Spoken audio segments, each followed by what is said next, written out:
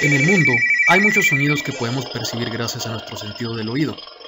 Los ruidos están integrados en la vida cotidiana y especialmente en el ámbito laboral, tanto que a menudo los consideramos naturales. Pero ¿te has preguntado cómo sucede? Todo comienza en el desarrollo embrionario. ¡Por acá! ¡Sí, rápido! ¡Es por aquí! ¡Es por aquí! ¡Deprisa! ¡Vamos! ¡Por acá! ¡Por acá! Estoy seguro de que aquí es. ¡Vamos! ¡Sigámoslo! ¡Sí! Aquí es, definitivamente. Este es el lugar. ¡Vamos! ¡Sí! ¡Vengan por acá! ¡Ya llegamos! ¡Sigan intentándolo! ¡Muestren su vigor!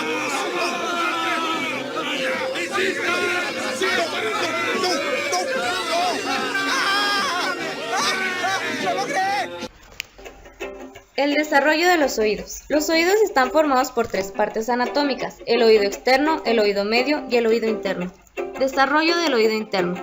El oído interno es la primera de las tres partes del oído en desarrollarse. Al comienzo de la cuarta semana aparece un engrosamiento del ectodermo de superficie, la placoda óptica, a cada lado del mioencéfalo. Cada placoda óptica presenta una invaginación al poco tiempo y se introduce profundamente en el ectodermo de superficie, hasta el mesénquima subyacente. Así se forma la fosita óptica.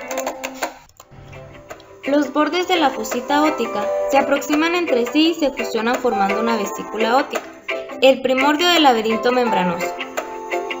Hay dos regiones de la vesícula óptica que son reconocibles, la parte utricular y la parte sacular. Hay tres divertículos, que poco tiempo después las partes centrales de estos divertículos se fusionan y desaparecen. Las partes periféricas no fusionadas de los divertículos se convierten en los conductos semicirculares.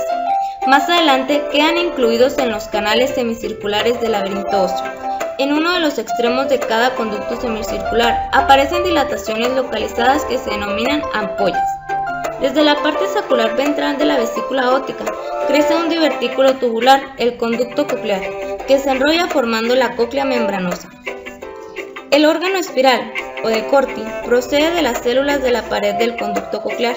Las células ganglionares del nervio vestibulococlear se desarrollan a lo largo de las zonas de enrollamiento de la membrana coclear y forman el ganglio espiral o de la cóclea. Hueso temporal. El hueso temporal. El hueso temporal es un hueso par que está situado en la parte lateral medial e inferior del cráneo. Este va a contener al órgano vestibulococlear. En el feto vamos a identificar tres piezas óseas diferentes: la porción escamosa, la porción timpánica y la porción petrosa. En su descripción tiene dos caras extracraneales, la lateral y la inferior. La lateral corresponde, como su nombre lo dice, a la parte lateral del cráneo. Esta cara la vamos a dividir en tres porciones, que son la apófisis mastoides, el conducto auditivo externo y la escama del temporal. Ahora vamos a hablar sobre lo que es la apófisis mastoides. Esta es una pirámide ósea que se va a articular por detrás y por arriba con el hueso occipital. La vamos a dividir en dos partes, una posterior y una anterior.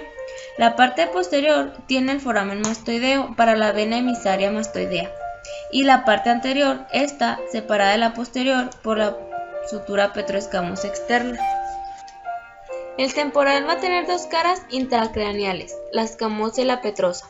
La porción escamosa, su superficie va a corresponder al lóbulo temporal del cerebro, y en la petrosa, en esta se van a encontrar el techo del tímpano, cavidades y canales del hueso temporal. Las cavidades más importantes pertenecen al órgano vestibulococlear.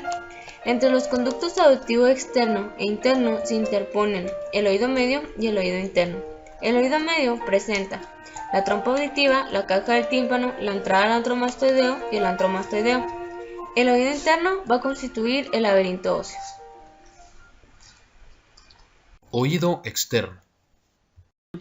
El oído externo está relacionado con la captación y transmisión de ondas sonoras, que son ondas mecánicas que necesitan de un medio elástico para propagarse, las cuales son canalizadas hacia el oído medio, pasando a través del pabellón auricular y conducto auditivo externo hacia la membrana timpánica. En su porción más externa está compuesto por cartílago elástico, piel y glándulas sebáceas, y en algunos músculos como el auricular anterior, superior y posterior. Encontramos depresiones y elevaciones que dan la forma característica necesaria para la canalización del sonido. Estas estructuras son el hélix, la cauda del hélix y el antihélix. Entre ambas elevaciones encontramos la fosa triangular. E inferior se encuentra la concha del meato acústico externo. Y en forma de lengüeta encontramos el trago. Y posterior a este el antitrago.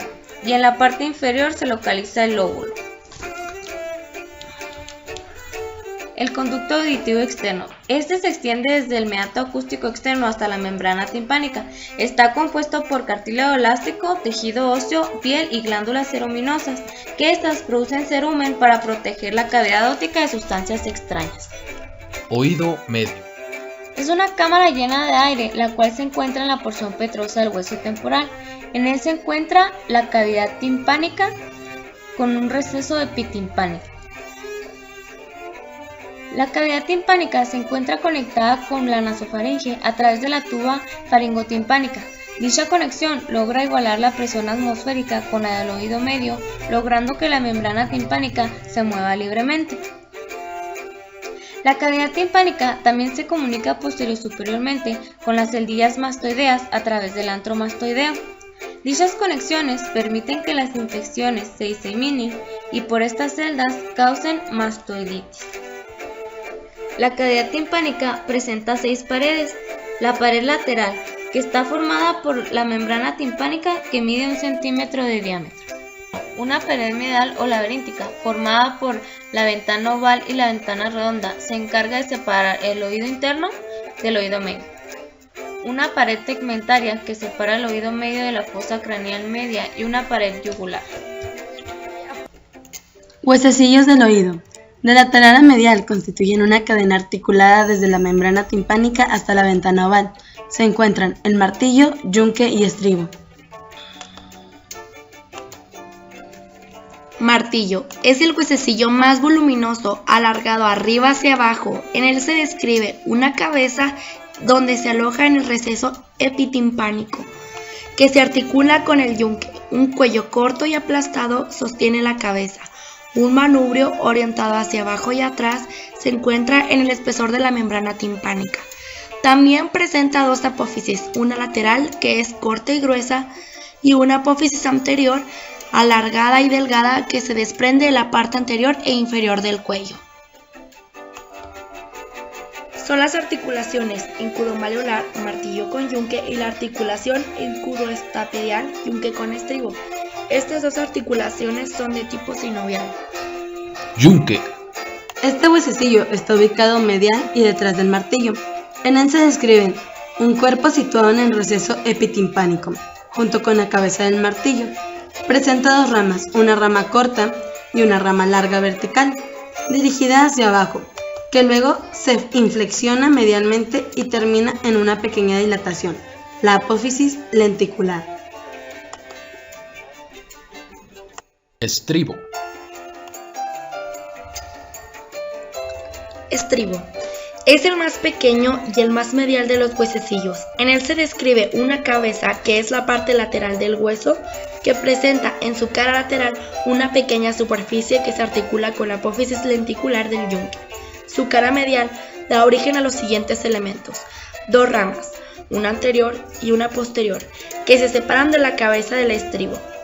La base del estribo es una lámina ósea dispuesta en sentido vertical que se apoya sobre la ventana oval. Aquí se puede observar el funcionamiento de los huesecillos.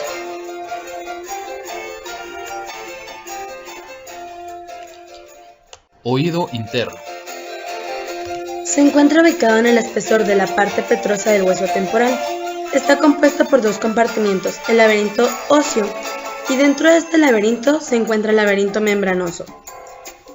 El laberinto óseo está formado por una serie de cavidades comunicantes, las cuales están divididas anatómicamente en 3 partes: una parte anterior o cóclea, una parte intermedia o vestibular y una parte posterior o conductos semicirculares. La cóclea es la porción en forma de caracol, la cual consta de un eje central. Dentro de la cóclea se forman una serie de canales enrollados, que partiendo desde el vestíbulo dan 2 vueltas y media en torno al núcleo cuneiforme del hueso esponjoso, denominado mediolo. Esta a su vez contiene el ganglio del Corti o ganglio espiral y una serie de conductos para vasos sanguíneos. La lámina espiral ósea llega al interior del conducto espiral y se divide en 2 túneles, uno superior que es la rampa vestibular y otro inferior que es la rampa timpánica, los cuales están comunicados entre sí por el helicotreno. En estas 2 rampas vamos a encontrar líquido circundante denominado perilinfa, que este es claro, incoloro y semejante a la endolinfa. Aberturas relacionadas con la cóclea. Encontramos 3 aberturas relacionadas a la cóclea. La primera es la ventana oval cerrada por la base del hueso del estribo. Se relaciona directamente con la rampa vestibular. Gracias a esta abertura, las vibraciones de la base del estribo generan ondas de presión hidráulica, creadas en la perilinfa. La segunda es la ventana redonda, recubierta por la membrana timpánica secundaria.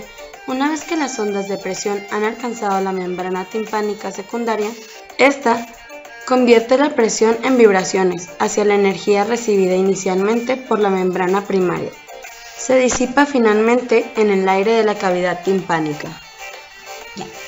Conductos semicirculares. Son espacios tubulares dentro del hueso temporal que están dispuestos perpendicularmente unos respecto al otro. Cada uno representa 3 planos, anterior, posterior y lateral. En el extremo de cada conducto hay una dilatación ósea denominada ampolla. Estos conductos semicirculares desembocan en el vestíbulo. Estos conductos semicirculares ofrecen información sobre la noción del espacio y por lo tanto contribuyen al mantenimiento del equilibrio de la cabeza mediante conexiones medulares del resto del cuerpo. Compuesto por un conjunto de sacos y conductos suspendidos en el laberinto óseo. Contiene endolinfa, una sustancia clara como el agua que puede tener calcedas. Laberinto vestibular. Contiene los 3 conductos semicirculares membranosos que están situados en los conductos semicirculares óseos. Las ampollas tienen en su interior un área sensorial especializada, la cresta ampular. Estas son placas de células ciliadas cubiertas de una capa gelatinosa. Esta capa gelatinosa se denomina cúpula. Cuando hay movimientos rotatorios, esta se desplaza y provoca excitación e inhibición de células ciliadas, alertando a la persona en el cambio de posición. Encontramos el conducto coclear, el cual separa la cóclea en 3 rampas: la rampa vestibular y timpánica. La rampa vestibular y media están separadas entre sí por la membrana vestibular y la rampa timpánica y media están separadas por la membrana basilar. En la superficie basilar está el órgano de Corti, que es el órgano de la audición, el cual se encuentra constituido por células receptoras, llamadas células ciliadas. Estas reciben información del ganglio espiral. Patología Erbers-Zoster, caracterizada por una inflamación en el pabellón de la oreja y en el trayecto de los nervios que acompañan a la oreja. Una verruga es una enfermedad de tipo viral y debe ser retirada por medio quirúrgico. Traumatismo en la oreja. Una mordida de un animal arrancó un pedazo de la oreja que pudo ser restaurado por una cirugía estética dada por el otorrino o un cirujano plástico. La otitis externa clásica, caracterizada por inflamación, un exudado, dolor, debe ser tratado con antibiótico y antiinflamatorio. El pólipo se caracteriza por una masa que obstruye el conducto auditivo externo que debe ser retirada desde el punto de vista quirúrgico. No se deben usar los copitos, pues esto empujan la cera y finalmente no retiran absolutamente nada, pues es imposible retirar la cera con esto. Si usted tiene la sensación de oído tapado y su otorrinolaringólogo de confianza detecta un taco de cera, él debe ser quien saque este material de una forma atraumática e indolora. Los cuerpos extraños. Tenemos aquí una Shakira que obstruye totalmente el conducto auditivo externo. Y tenemos la punta de un lápiz que se quebró dentro del oído. Debe ser retirada por su otorrinolaringólogo de confianza.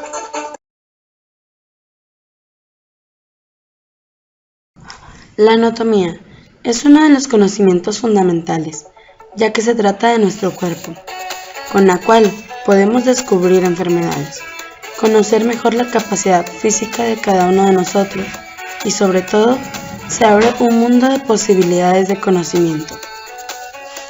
Nosotros, como futuros médicos, es importante tener todo este conocimiento para un mejor diagnóstico a futuros pacientes y poder salvar la vida de una persona. Pero sin este, podríamos poner en riesgo la vida. Por eso la anatomía se debe de estudiar día a día, para que los individuos de la población puedan depositar su confianza poniéndose en manos de un buen médico, con todos sus conocimientos para un buen trato. Nuestro cuerpo es una estructura muy compleja, y no hay una sola máquina en el mundo que pueda compararse.